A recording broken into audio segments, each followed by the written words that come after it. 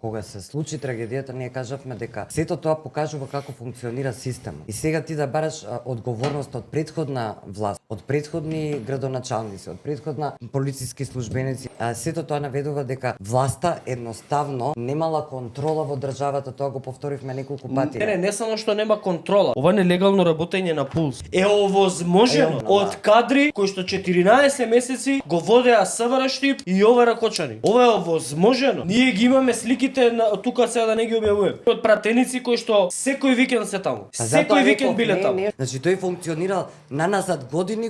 Сите го знаат и во Кочани и пошироко од Кочани. И не превземале ништо. Ние го спомнавме од прв момент, постојано ја баравме дека одговорноста пред се дали била морална, дали лежи во раководството на МВР, а и нормално во власта. Не може никој сите да се амнестираат. Мицкоски во најмала рака требаше да излезе и да си даде оставка од морален аспект, а не да застанува во одбрана. Ќе ги правиме виновни родителите што ги пуштиле децава. Значи сите се виновни освен тие што треба да се виновни.